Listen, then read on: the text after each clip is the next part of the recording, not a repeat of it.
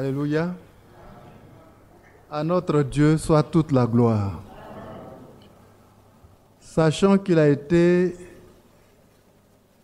pour chacun de nous le Dieu vraiment bon, fidèle et compatissant. C'est le Dieu de notre année 2023. Amen. Qui a répondu à tous nos besoins, à toutes nos attentes. Que gloire, honneur et louange soient rendus au Seigneur. J'aimerais dire cordial bienvenue à nous tous.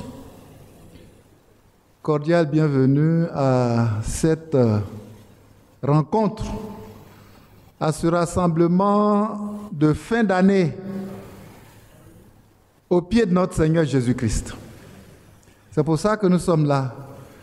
Ce n'est pas un voyage de plus, non, mais c'est pour encore nous rassembler et nous mettre au pied de notre Seigneur Jésus-Christ. Que gloire, honneur et louange lui soient rendus. Il a veillé sur chacun de nous pour que nous soyons là. C'est la première rencontre ce soir. Tout le monde est fatigué du voyage, ne compte pas rester longtemps. Certainement que demain, il y aura le premier culte, donc la réunion à partir de 9h30, c'est ça? Déjà. Et puis il y aura la veillée le soir.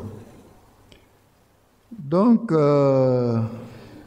à cette première rencontre, pour nous dire bienvenue, je pense qu'on va juste lire quelques paroles de Dieu pour nous fortifier. Amen. Et à partir de demain, certainement, les choses iront à fond. Gloire soit rendue au Seigneur. Notre frère Badi est dans les airs à l'heure où nous parlons.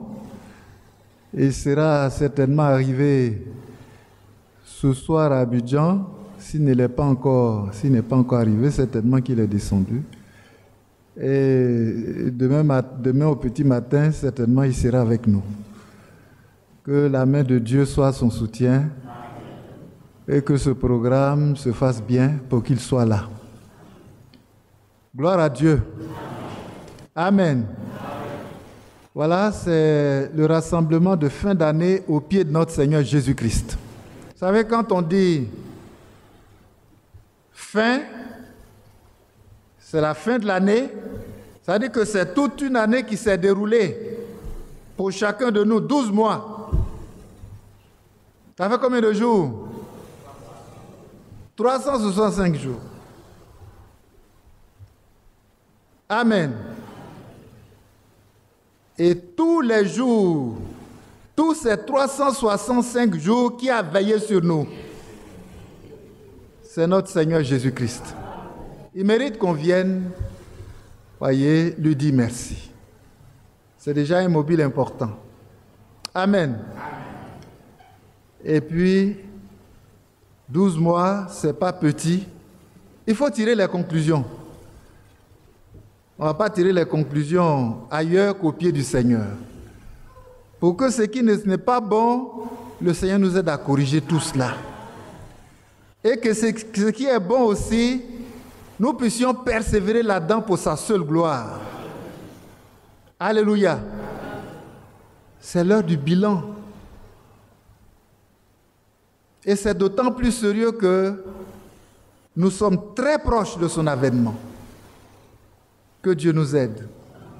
Tellement proche de son avènement. Très, très, très proche. Que Dieu aide chacun de nous à être fortifié. Et à avoir la tête levée. Comme la parole dit, levez vos têtes car votre rédemption est proche. Notre rédemption est proche. On doit avoir la tête levée. C'est-à-dire quelqu'un qui est dans l'attente, voyez, qui sait que ça y est là déjà, je suis en train de recevoir. J'ai réfléchi sur un petit sujet. Soyons témoins de son avènement. Soyons témoins de son avènement. Amen. C'est ce que nous allons commencer brièvement. C'est ce que nous allons commencer brièvement. Soyons témoins de son avènement. Que gloire soit rendue au Seigneur. Et pour ça, prenons nos Bibles rapidement.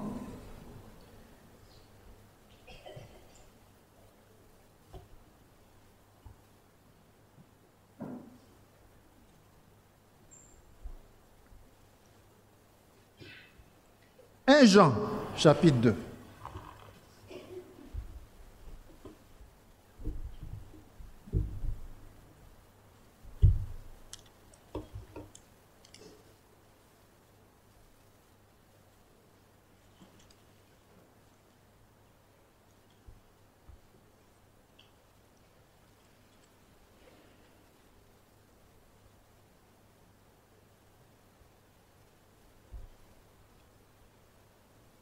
Et maintenant,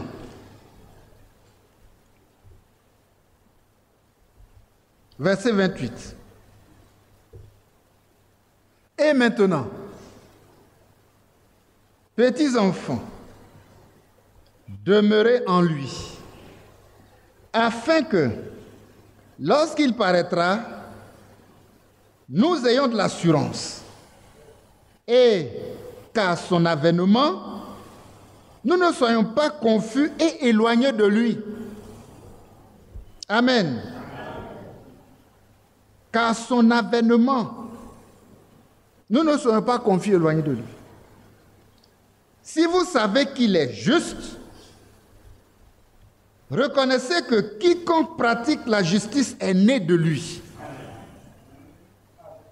Et il continue, c'est vrai, c'est séparé en un autre chapitre, mais c'est la même idée qui continue son développement. Et voilà pourquoi ça commence. Voyez, vous-même voyez quel amour le Père nous a témoigné pour que nous soyons appelés enfants de Dieu. Et nous le sommes. Amen. Nous le sommes. Aujourd'hui, là, ton expérience avec Jésus-Christ, ta marche avec Jésus-Christ, ton expérience avec sa parole, avec le Saint-Esprit, doit être la confirmation que tu es, que tu es enfant de Dieu. Enfant de Dieu. Et il dit, et nous le sommes. Si le monde ne nous connaît pas, c'est qu'il ne l'a pas connu. Bien-aimés, nous sommes maintenant enfants de Dieu. Et ce que nous serons n'a pas encore été manifesté. Mais nous savons que lorsque cela sera manifesté, nous serons semblables à lui. Parce que nous le verrons tel qu'il est. Amen. Quiconque a cette espérance en lui se purifie comme lui-même est pur. Que Dieu bénisse sa parole.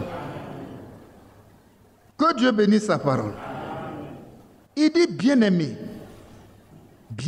verset 2. Chacun de nous est bien-aimé. Quelqu'un qui sait qu'il est bien-aimé, il ne peut pas être triste, mélancolique.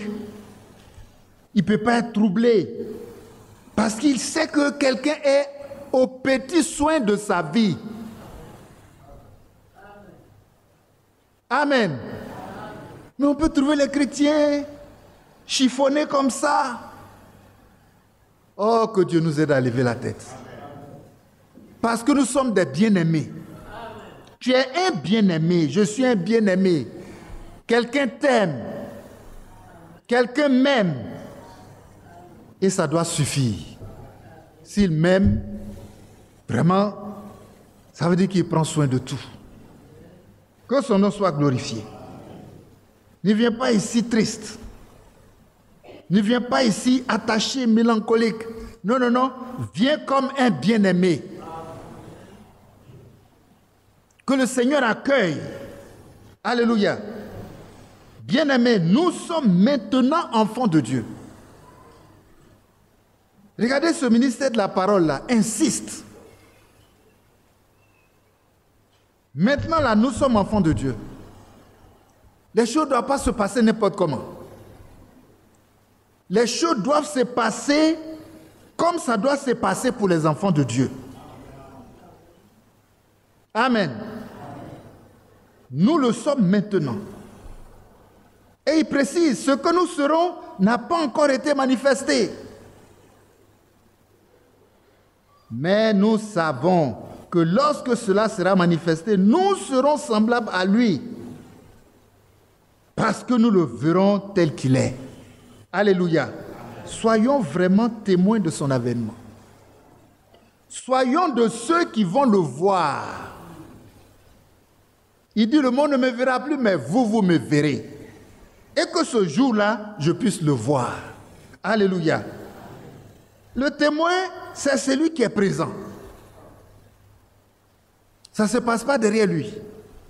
Ça se passe devant lui. Amen. C'est celui qui est participant. Il est participant. Ça dit l'événement qui est en train de se produire là, il fait partie. Amen. Ceux qui vont participer à son avènement là sont ses témoins. Tout à l'heure on a chanté, qui sera mon témoin? Alléluia. Devant le Seigneur. Que Dieu bénisse le frère qui a entonné ces cantiques. Qui sera mon témoin? Il sera mon témoin parce qu'il a fait de moi un témoin. Amen. Alors nous sommes là, on est témoins. Ne soyons pas de faux témoins. Soyons de vrais témoins. Et la parole nous dira qui est vrai témoin et qui est faux témoin. Que Dieu nous aide. Amen. Pour aller un peu vite, prenons 2 Timothée chapitre 4.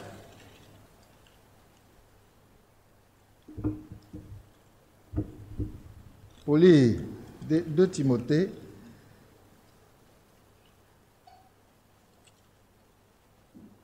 Nous le verrons tel qu'il est. Soyons témoins de son avènement. Alléluia. Chapitre 4. Non, laissez tomber le découragement. Vous êtes des bien-aimés du Seigneur. Alléluia.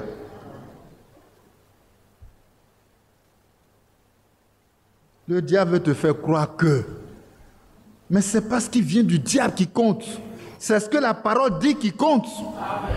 Et nous devons croire la parole.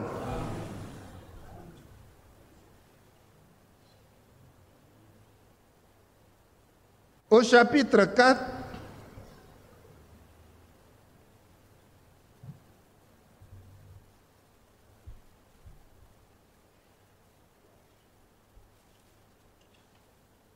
de Timothée,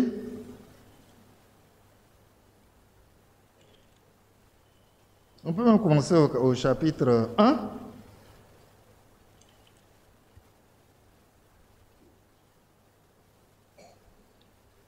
Le verset 13. Retiens dans la foi et dans l'amour qui est en Jésus-Christ le modèle des saints, des saines paroles que tu as reçues de moi. Garde le bon dépôt par le Saint-Esprit qui habite en nous. Je vais reprendre ce passage. Retiens. Vous savez, il y a quelque chose qu'on doit retenir. Hein? Et ce que toi, tu dois retenir, et il précise bien là où ça doit être logé. On retient souvent ce que le frère a fait qui ne me plaît pas. Que Dieu nous aide. Ce que la sœur a fait qui ne me plaît pas. Non, ce n'est pas ce qui est important. Il ne faut rien retenir des hommes, sinon de les aimer. Amen. Même si ton frère a fait ce qui ne te plaît pas, il faut l'aimer. Et même l'aimer plus.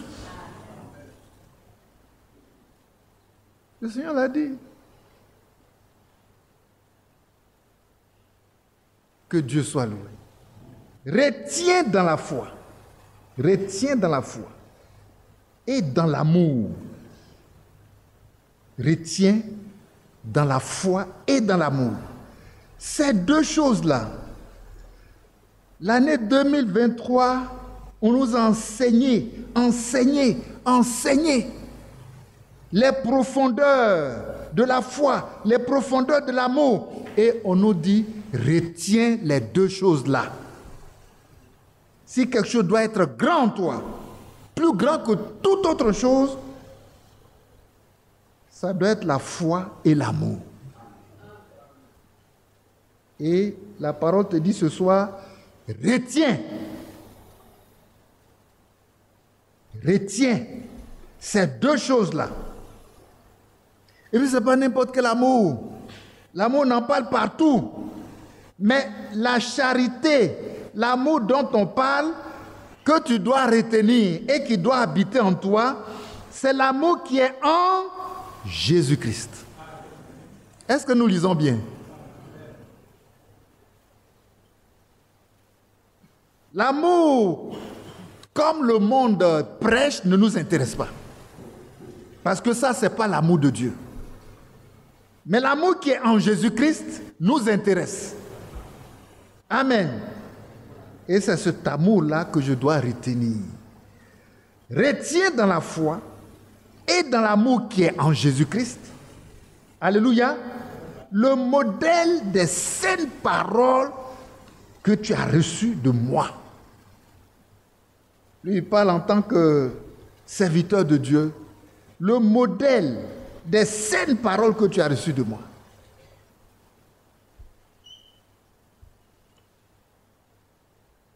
Amen. Tu ne retiendras de ton frère que ce qui est bon.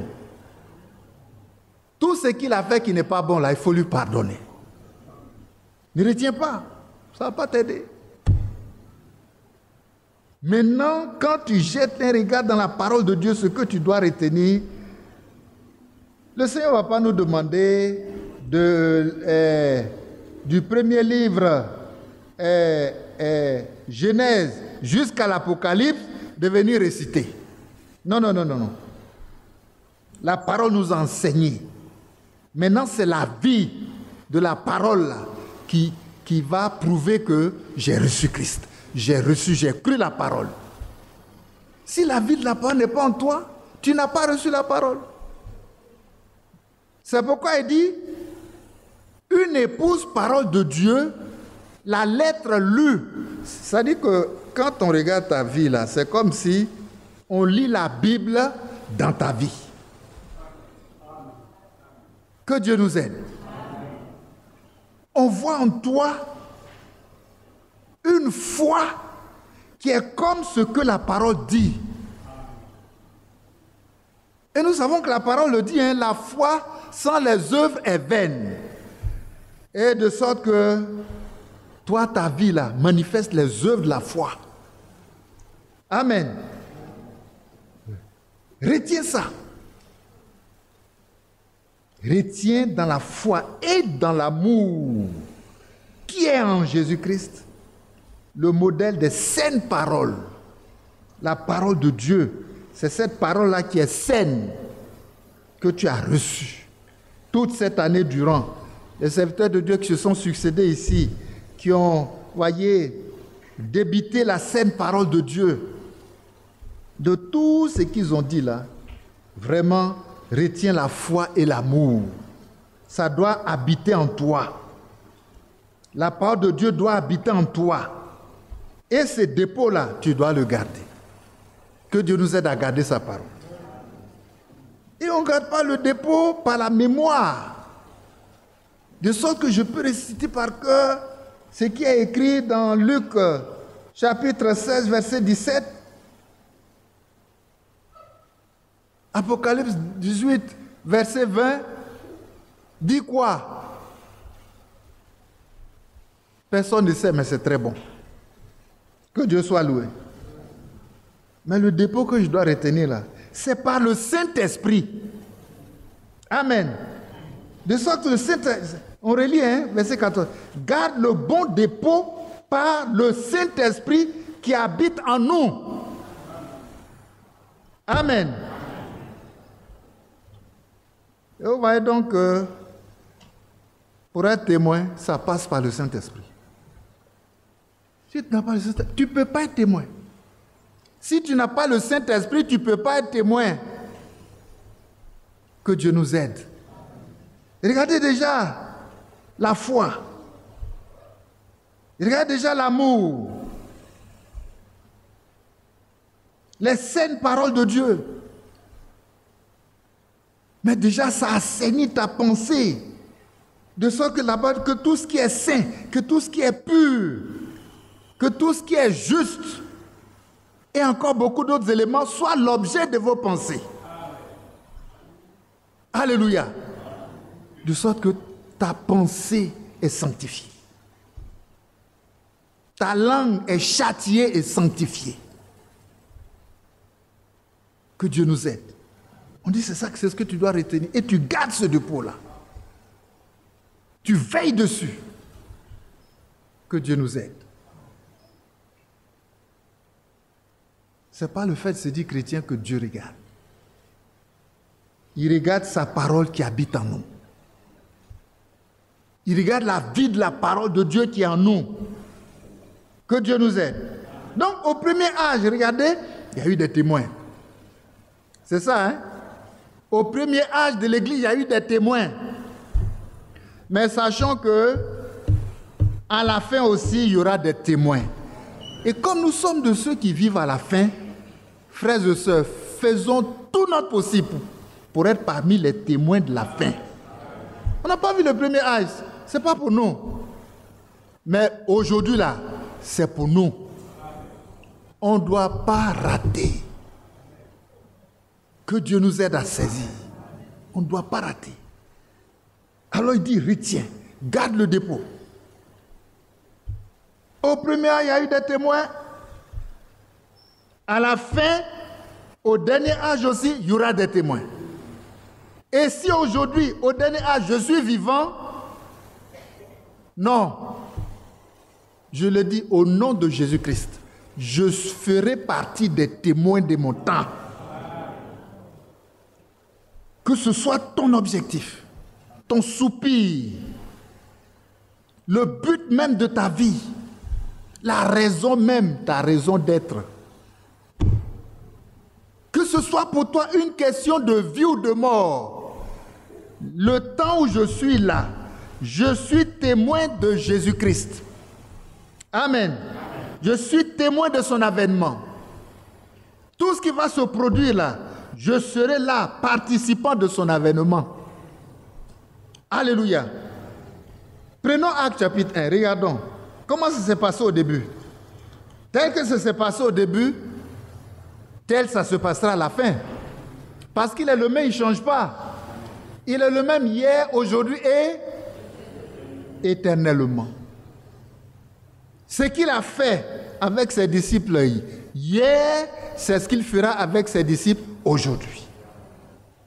Qu'est-ce qu'il a fait avec eux? Regardons. Et même dans ce verset, je suis heureux de savoir que nous sommes cités aussi. Pour être les témoins là, il a balayé le temps. Depuis le premier âge jusqu'à la fin, il a tout balayé. Que Dieu nous aide. Lisons Actes chapitre 1.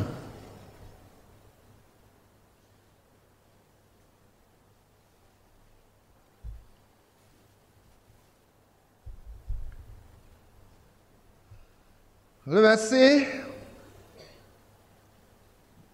est 6. Alors, les disciples réunis lui demandaient, Seigneur, est-ce en ce temps que tu rétabliras le royaume d'Israël? Il leur répondit, ce n'est pas à vous de connaître les temps ou les moments que le Père a fixés de sa propre autorité. Mais vous recevrez une puissance. Alléluia. Vous recevrez une puissance.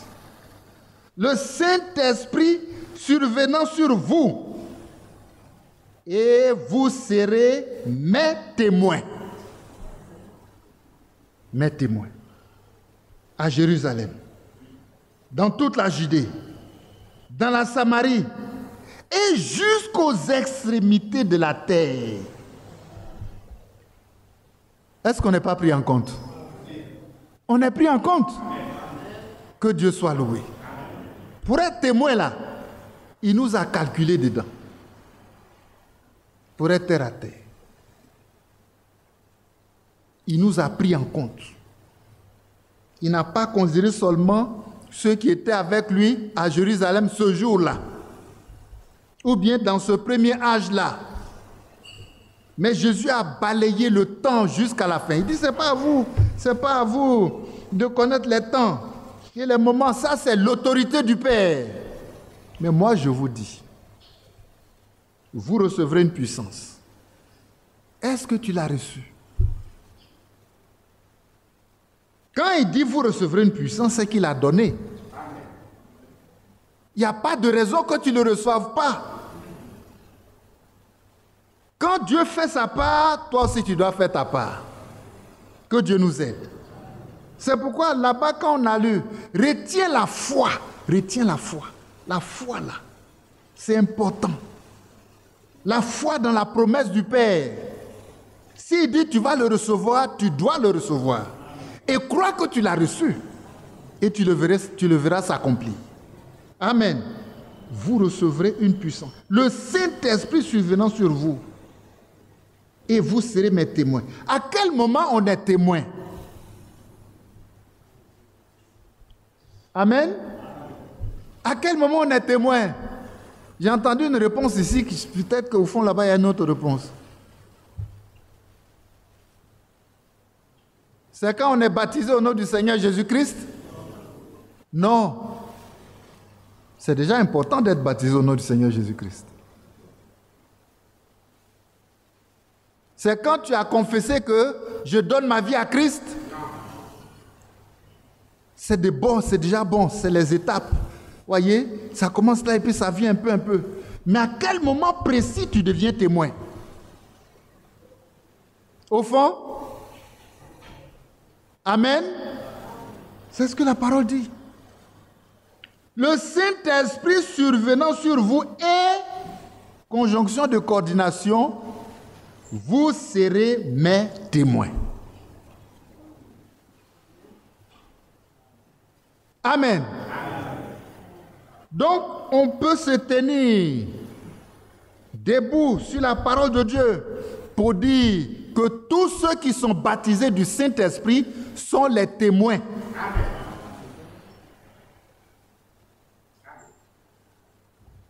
Et si je vais être témoin de son avènement, la condition est dans la parole de Dieu. Il n'y a pas de dispute. Il n'y a pas de débat. Oui.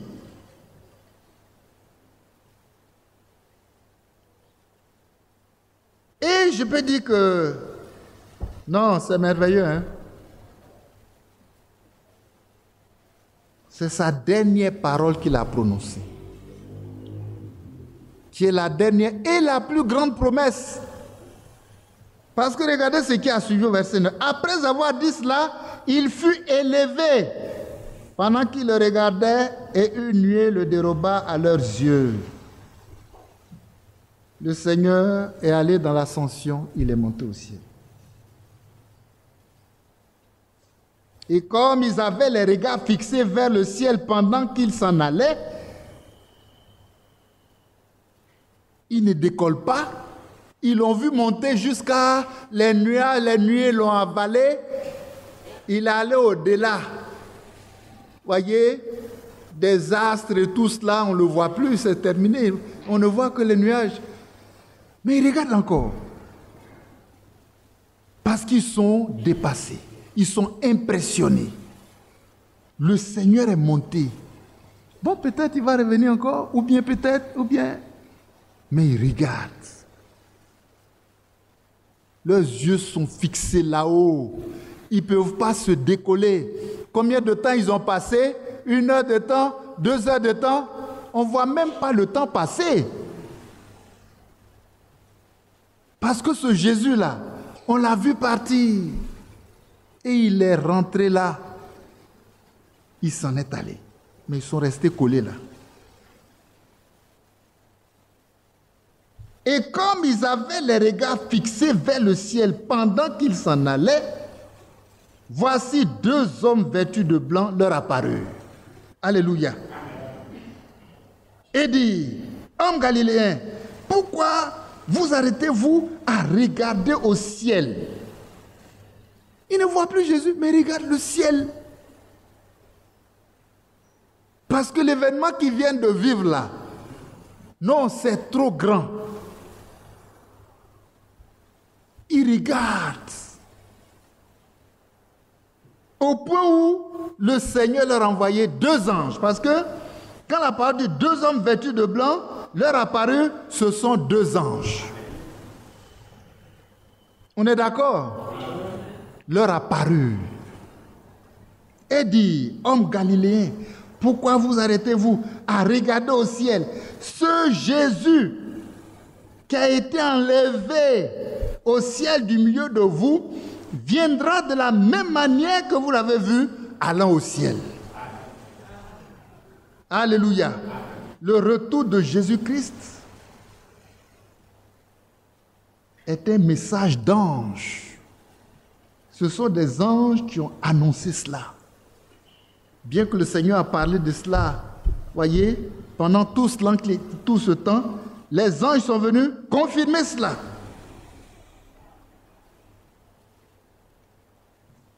Que Dieu nous aide. Donc, l'expérience qui fait du disciple, du croyant, un témoin de Jésus-Christ, c'est le baptême du Saint-Esprit. L'expérience du baptême du Saint-Esprit. Alors tu es témoin. Que Dieu nous aide. Nous sommes aussi un peuple des Écritures. Véritablement. Nous sommes aussi témoins de son avènement. À la fin, là, c'est ce que nous devons être. Témoins de la fin. Et voici la parole nous dit, la condition. Elle est unique.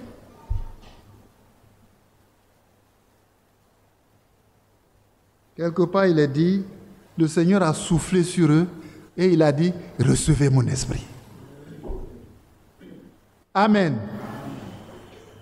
Que Dieu nous aide à recevoir son esprit. Il a soufflé sur eux. Recevez mon esprit. Recevez mon esprit. J'ai fait la promesse que je ne resterai pas longtemps, c'est pourquoi on va lire rapidement. Actes, chapitre 5.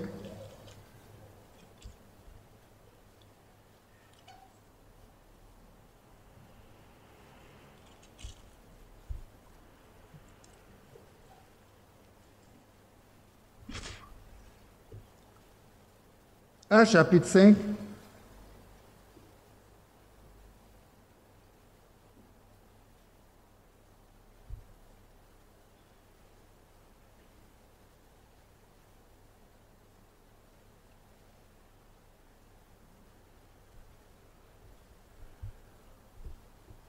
À partir du verset 29.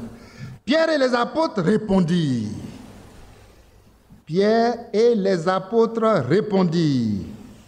Il faut obéir à Dieu plutôt qu'aux hommes. Le Dieu de nos pères a ressuscité Jésus, que vous avez tué en le pendant au bois. Dieu l'a élevé par sa droite comme prince et sauveur pour donner à Israël la repentance et le pardon des péchés. Verset 32. Nous sommes témoins de ces choses. Et pas eux seulement. De même que le Saint-Esprit que Dieu a donné à ceux qui lui obéissent. Alléluia. Alléluia. Nous sommes témoins de ces choses, de même que le Saint-Esprit. C'est-à-dire que toi, moi, ma position de témoin là, c'est avec le Saint-Esprit. De sorte que là où j'aurai un témoignage, le témoignage est identique au témoignage du Saint-Esprit. Et nous sommes témoins de ces choses. Il a été élevé Vous l'avez tué, non? Le Seigneur l'a ressuscité. Est-ce qu'ils ne sont pas témoins? Ils sont témoins. Imaginez-vous ce jour-là, quand les femmes sont venues. Mais ils avaient tous fui, ils étaient cachés ici et là. Ils ont dit, les femmes ont été courageuses. Elles sont allées très tôt le matin. C'est dans la tradition des Juifs que les femmes aillent faire quelques entretiens. Voyez, parce que le sabbat, donc les choses ont été faites un peu à la hâte. Vendredi soir, c'était déjà tard, on commence à rentrer dans samedi où on ne doit rien toucher. Tôt le matin, les femmes sont allées au tombeau de Jésus pour quelques entretiens.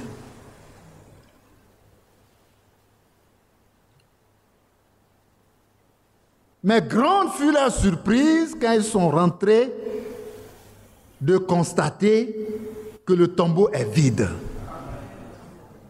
Alléluia. Il y a celles qui sont peut-être émotives, mais où ils l'ont mis? Où ils l'ont mis? Que Dieu soit loué. Ils sont venus dire, mais le Seigneur, il n'est plus là, il est ressuscité. Parce qu'il y a des anges qui sont venus même rassurer les femmes et tout ça, pour leur donner le message qui confirme à chaque fois, le Seigneur permet ça. Le message qui confirme. Donc ils sont témoins de sa résurrection. Ils ont vu un tombeau vide. Amen. Ça ne s'arrête pas là. Dans leur découragement, ils ont pris la route du village. Les disciples, sur le chemin d'Emmaüs, chacun avait son baluchon au dos. Ils disent, mais ce n'est pas possible. Mais ils discutaient. Mais on a vraiment, on espérait dans cet homme. On espérait qu'il sera l'homme vraiment de la situation, qui va sauver Israël et tout cela. On attendait beaucoup de lui. Mais malheureusement, voilà comment les choses ont fini. Que Dieu nous aide. Notre premier obstacle. Le premier obstacle de ta vie chrétienne, c'est toi-même. L'homme qui habite en toi, là, c'est un obstacle. La manière de voir de l'homme, la manière de penser de l'homme, la manière de parler de l'homme, tout est mauvais. C'est pourquoi à la croix, ce que le Seigneur a fait là, il a crucifié la chair pour que nous soyons délivrés de notre propre chair. Parce que tant qu'il est là, il est obstacle à notre vie chrétienne. Il est obstacle à notre foi. C'est lui qui raisonne toujours. Est-ce que tu es sûr que... Est-ce que tu es sûr que Dieu nous aide? J'ai vécu un petit événement dimanche. Et puis, ma soeur au téléphone, mais vraiment, la maladie là me fatigue, ça me tire là, ça se manifeste comme ça, ça se manifeste comme ça. J'écoutais ça avec peine et puis j'ai commencé à prier pour elle. Que Dieu soit loué. Quand tu commences à commenter ta maladie, tu donnes l'avantage au diable. Il ne faut pas laisser l'homme qui est en toi prendre le dessus. Ta foi doit prendre le dessus. C'est vrai, le mal est là, hein, je ressens quelque chose. Mais le Seigneur m'a libéré. Croyez que vous l'avez reçu et vous le verrez s'accomplir. Mais tu vas laisser l'homme. Il va appeler sa tante. L'homme là, il va appeler son oncle.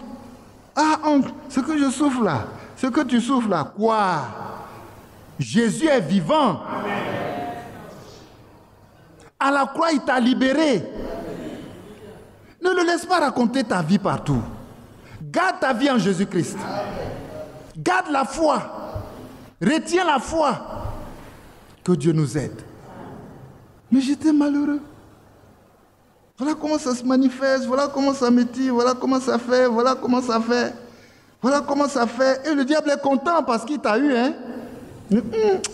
Vraiment, ce que j'ai mis en elle pour la tourmenter là, l'objectif est atteint. Mais tu n'ouvres même pas la bouche.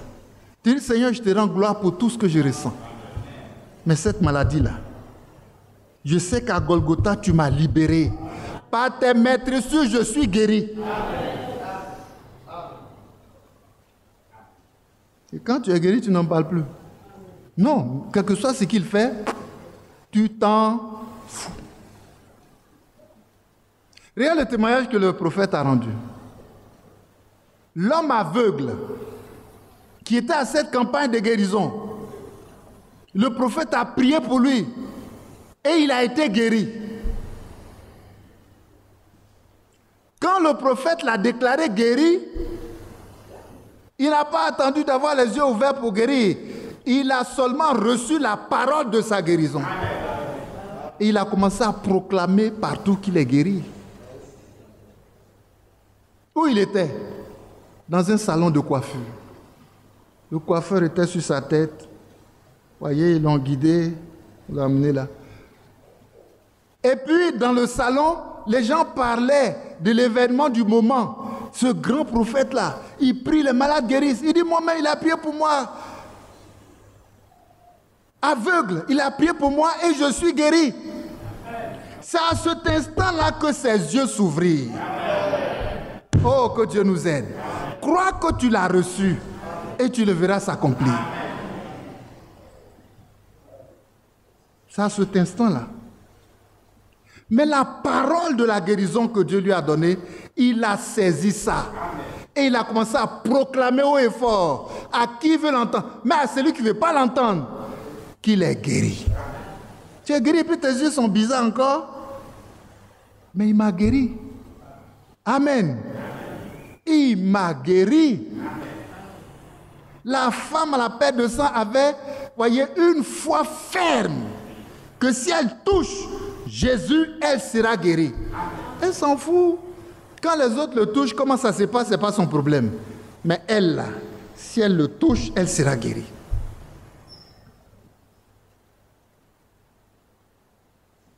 C'est une foi ferme, inébranlable, qui ne tient pas compte de ce que l'homme pense, qui ne voit même pas l'homme, qui ne calcule pas tout ce que les médecins ont dit. Dans son dossier médical, perte de sang depuis 12 ans. Allez-y, regardez la conclusion en bas. Cancer de l'utérus. Que Dieu soit loué. Mais ta foi met un trait sur tout ça là. Une croix barrée. La croix de Jésus, tu mets dessus pour barrer. Ce que la croix de Jésus a barré dans ta vie là, tu en es libéré.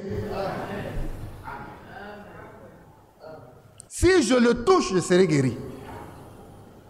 Amen. Et quand il l'a touché, à l'instant même, la perte de sang s'arrêta. Amen. À l'instant même, la perte de sang s'arrêta. Comment ça s'est passé? Ce n'est pas ce qui importe. Ce qui importe, c'est ta foi. C'est ma foi. Amen. C'est ça qui compte. Maintenant, comment ça s'est passé? Ça, c'est pour Dieu. Il dit, ce n'est pas à vous de connaître les temps et les moments. On a lu le verset tout à l'heure. Il s'est préoccupé de savoir quand est-ce que... Non, il dit, ce n'est pas pour vous. Comment tu as été guéri, ce n'est pas pour toi. Mais guéri là, c'est pour toi. La guérison est pour toi. Par ses maîtresses, nous sommes guéris. Point. Ne laisse pas l'homme en toi te tourmenter. C'est un incrédule. L'homme ne croit pas. Mais toi, tu es un enfant de Dieu. Tu ne vis pas selon la chair. Tu vis selon l'esprit. Là où la foi est logée, là, tu vis selon l'esprit. Et quand le diable a réussi à faire décliner la foi, qu'est-ce qui reste dans l'esprit? Le doute. On sait comment ça fonctionne, non? Comment ça fonctionne dans l'esprit? C'est le doute ou la foi. Donc quand le diable t'a convaincu que c'est pas clair, la foi s'incline. Et le doute s'installe. Et quand le doute s'installe, Dieu ne peut rien faire. Le diable t'a eu. Non, la maladie tire à gauche, ça tire à droite, mon pied est comme ça, c'est cela. Non, non, non, non, tout ça c'est des péripéties. C'est inutile. Tout est réglé à la croix. Je suis guéri. Amen. Arrête de bavarder sur ta maladie. Arrête de dire à n'importe qui que tu as ceci ou tu as cela. Dis-leur que Jésus-Christ m'a libéré. Jésus-Christ m'a guéri. J'étais ceci ou cela, mais Jésus-Christ m'a guéri. Amen. Mais alors, c'est alors que quand ce jour-là, la guérison est manifestée, mais tu seras un exemple, ça dit par toi, il y aura des gens qui vont donner leur vie à Christ. Tu seras un témoignage, parce que tu es un témoin. Tu es témoin de la résurrection. Tu es témoin, comme ils le sont ici. Tu es témoin de la guérison.